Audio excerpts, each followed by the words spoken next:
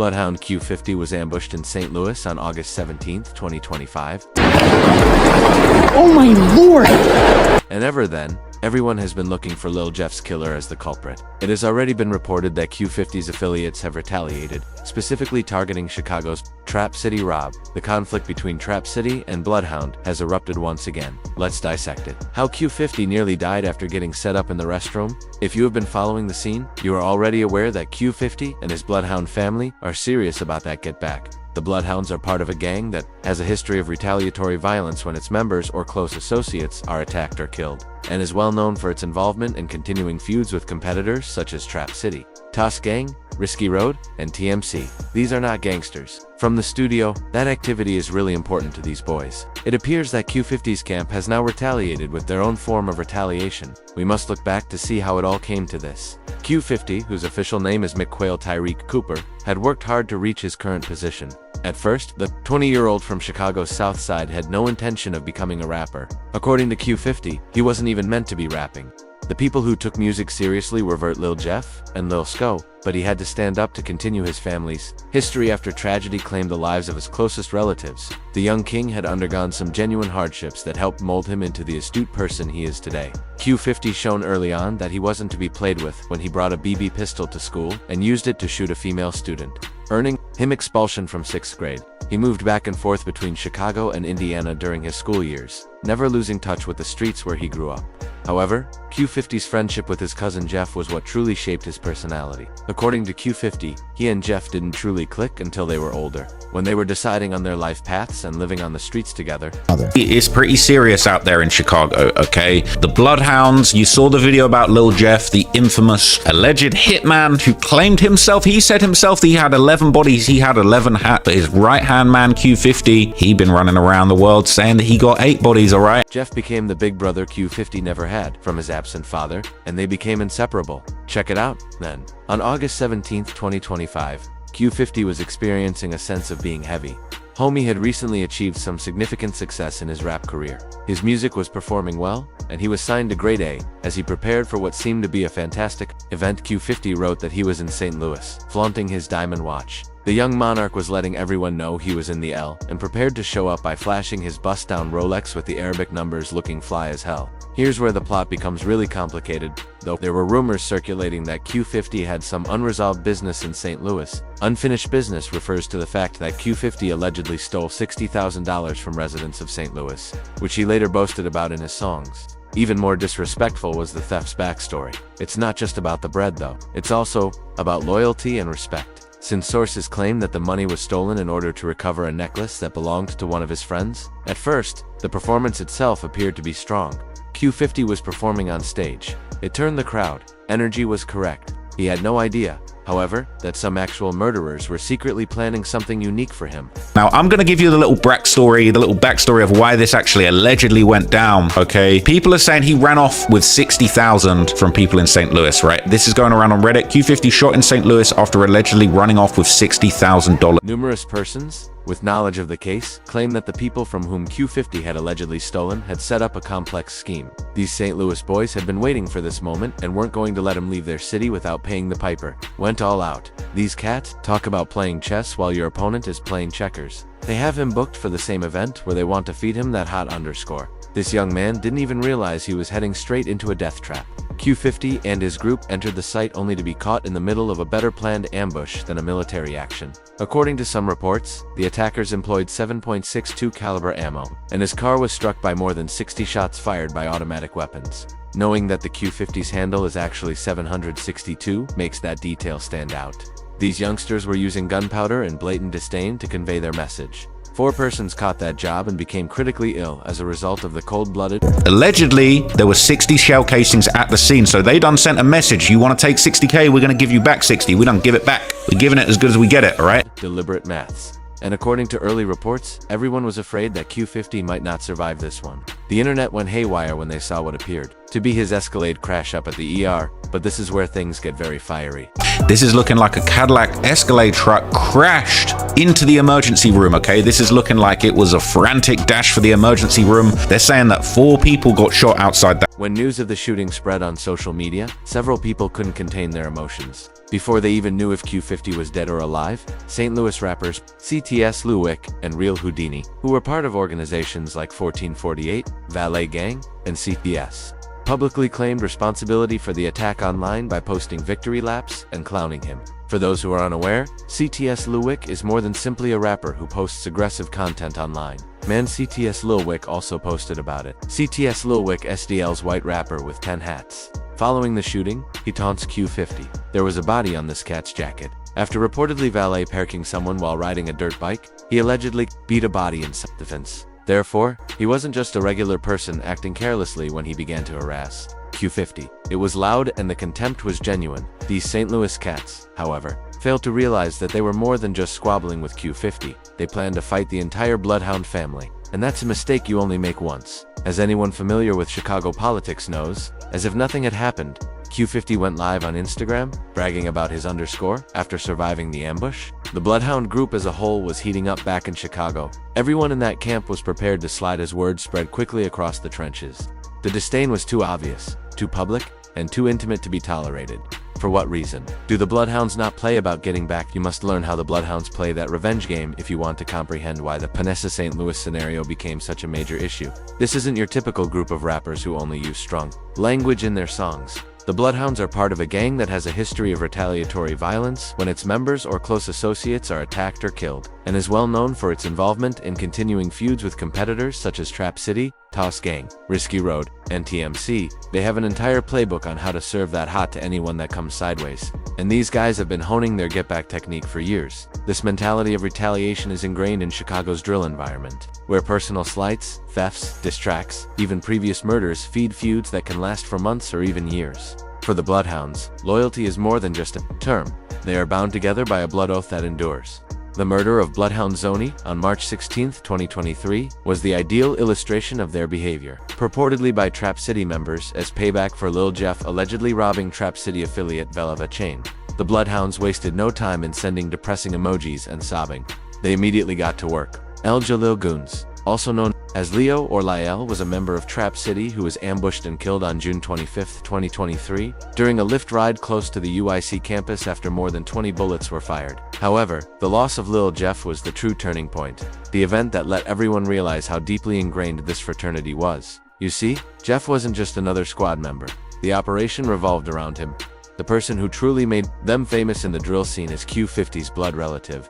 Jeff is referred to by Q50 as a brother figure rather than merely a cousin, highlighting their everyday connections and support of one another in both music and street life. These two had a deeper bond than most people realized. Although they were raised in the same Southside neighborhood, they didn't become close until they were older, and began making their own decisions and going out on the streets together. Jeff was frequently described by Q50 as being similar to the protagonist of their novel. You said early on that you felt like Lil Jeff was like the main character. Yeah. It wasn't really like, how can I explain? That's just how brother was. Like, you know what I'm saying? He always was like the main character, you know what I'm saying? I don't really know this, like, how can I explain? Their musical chemistry was evident, not because he made an effort, but simply because that was his personality. 333 and songs like Don't Blink or Stare became huge hits. Don't Blink or Stare had 20 million Spotify plays. However, it was more than simply the numbers that made their partnership unique. They were rapping about real-life events and sincerity. Jeff was attempting to persuade Q50 to take rap seriously, even playing their tracks during meetings with labels in an effort to raise awareness of Q50. Jeff noticed something unique in Q50 and persisted in encouraging him to take the mic, even though Q50 was happy to remain in the background and support his cousin's profession. You could hear the anguish in Q50's voice as he talked about losing Jeff. Real feeling, real tears, not that phony online pity. Q50 was completely destroyed by that defeat. It's like my big brother, like this, like my everyday. You know what I'm saying? Like it's we in the same household. You know what I'm saying? We waking up every day, popping out with each other. You feel me? Like this who got my back through whatever. You know what I'm saying? Like he going against the whole world. He revealed how much Jeff's passing affected him in one of the most honest performances you'll ever witness from a drill rapper. To be honest, that was perhaps the most tears I have ever shed in my life. However, in the streets, grief transforms into inspiration rather than only despair. In April 2025, Q50 released his debut album, Long Live My Brother. He probably killed Yo Bruda, which incorporated Jeff's lyrics and preserved his legacy through the music. This was an homage to Jeff's passing, and he took his rap career more seriously. However, the reaction to Jeff's passing was more than merely sentimental. It was severe and methodical. After Bloodhound Lil Jeff was shot 19 times during a failed hit on Trap City member Mineski in Trap City's territory on June 8, 2024, the most extensive cycle of retaliation ensued. At least a year of violence ensued, with more than 10 murders purportedly caused by Bloodhound retaliation. The number of bodies quickly began to mount. In a gunfight on Bloodhound turf at 78th in Maryland on September 25, 2024, CEO Howen Risky Road affiliate was killed. He passed away 3 days later on September 28th. In October 2024, Trap City Vel Carter was put to death on Chicago's South Side, specifically as retaliation against Sony. But Q50 alluded to his involvement in a song teaser. They weren't only striking gang members, though. To everyone who believed they could play with the Bloodhound name, they were sending messages. In October 2024, Romeo was killed in a drive-by at Carter's funeral in Harvey, Illinois. Caught in the crossfire, as Trap City was still being attacked by Bloodhound. That right there is some cold-blooded, not even permitting people to grieve in silence. It was frighteningly accurate. On July 7, 2024, 30 days after Jeff at 89th and Langley received 2 chest shots, Lil Scoom Risky Road was enticed and killed. In May 2024, TMC Slide was shot in the head after robbing Bloodhound affiliate 6300. I just found out that Carter, who's Trap City, who was actually the guy whose chain Lil Jeff stole, that started the war between Trap City and Bloodhound, is gone. He's gone. Carter is gone. Carter was taken out last. But a Bloodhound's willingness to slip wasn't the only thing that made them so dangerous. The reason is that they were patient. They plotted their strategies, took their time, and attacked when their adversaries least anticipated it. This was not a case of impromptu shooting or spontaneous violence. They were usually 3 steps ahead in their chess moves. Therefore, the news of Q50 being shot up in St. Louis was not interpreted as a single attack when it reached the lines. It was perceived as an outright affront to all that the Bloodhound represented. Allowing this to happen would have been viewed as weakness by a crew who had made their entire reputation on defending their own and retaliating against anyone who had betrayed them, and being weak gets you killed in the streets. The reaction was instantaneous. In fact, Q50 wrote a piece in which he essentially stated, "Little Jeff and Scoom, you can now rest. It's time to get some cash now that feet have kicked up." For Jeff, like Mother did what they had to do, it wasn't just a caption on Instagram, it was a war declaration. However, the Bloodhounds weren't merely going to fight some local operatives from the same neighborhoods this time. There would be repercussions from the Lou all the way back to the Chi in this impending interstate issue. And for those boys from St. Louis who believed that because they were in a different state, they were safe. When the smoke cleared and the dead fell, they were about to discover that the Bloodhound had a longer reach than they had ever thought.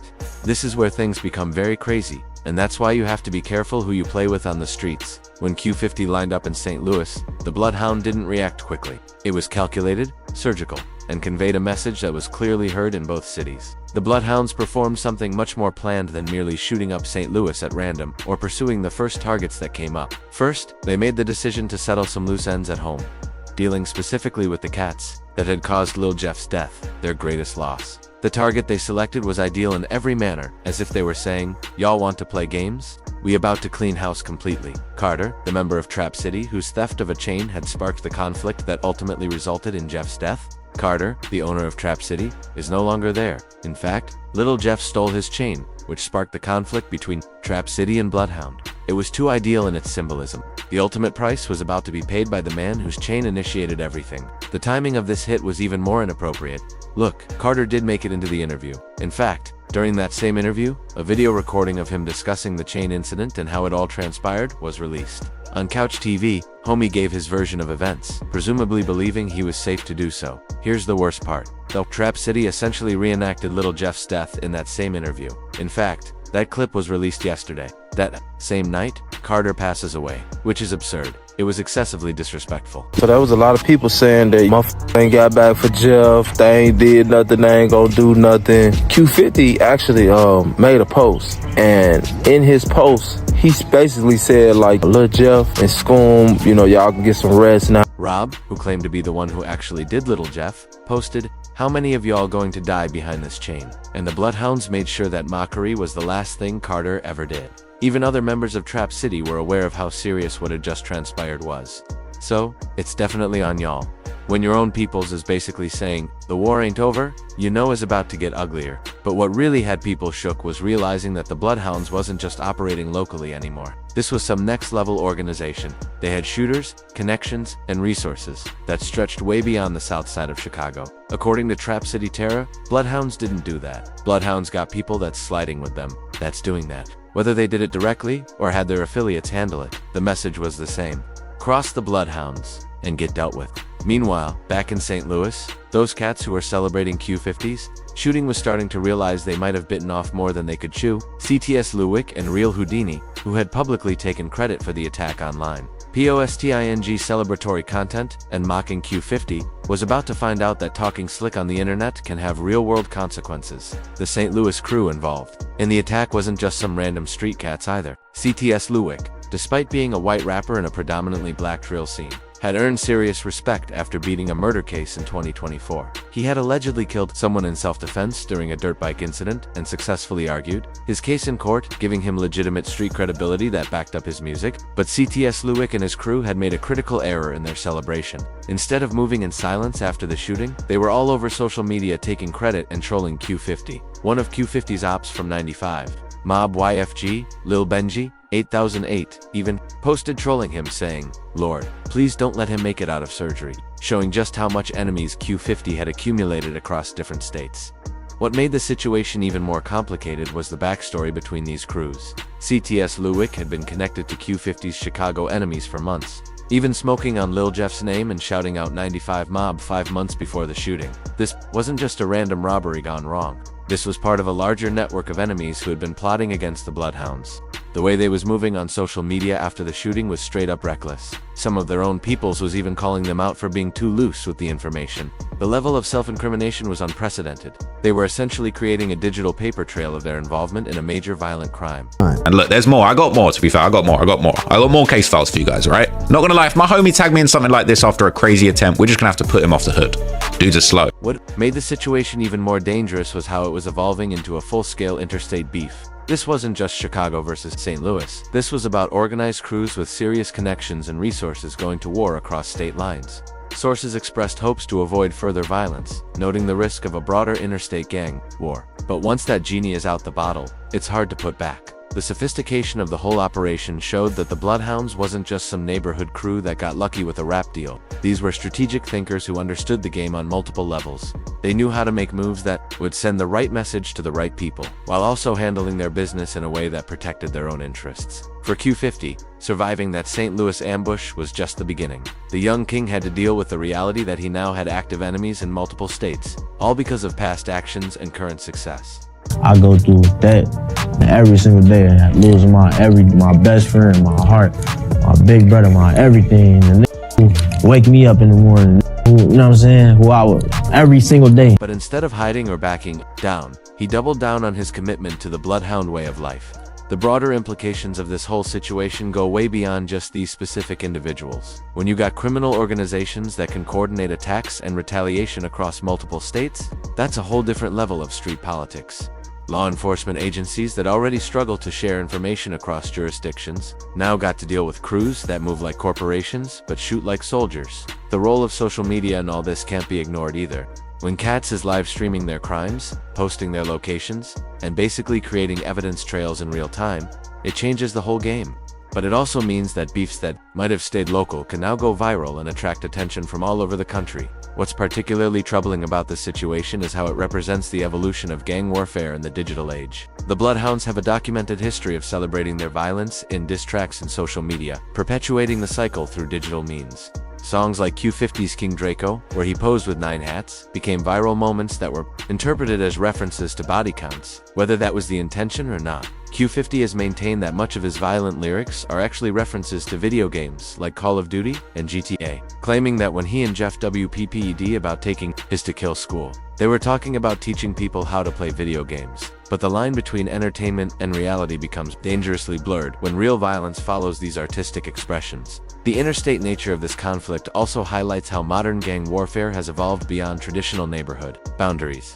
The ability of criminal organizations to coordinate violent activities across state lines represents a significant challenge for law enforcement agencies who often struggle to share information and coordinate investigations across jurisdictional boundaries. For Q50 personally, this experience has only reinforced his commitment to both his music career and the bloodhound way of life. Despite surviving the shooting, he continues to face ongoing threats and has to navigate the dangerous reality that his enemies are always watching, always waiting for an opportunity to strike. Every public appearance, every business decision, and every social media post has to be calculated with the understanding that it could potentially put him in harm's way.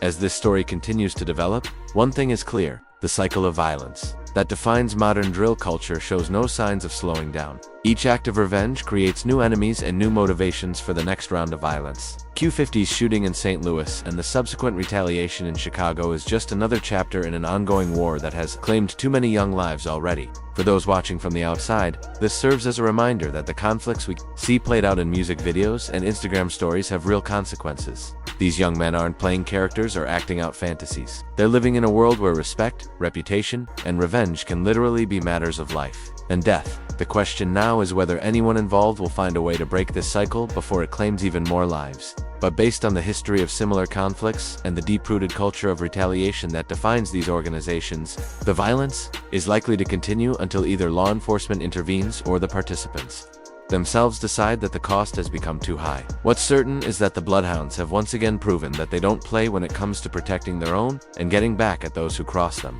And for anyone thinking about testing them in the future, the message from the situation is crystal clear. They got long memories, longer reach, and they always collect their debts with interest. Thank you for watching.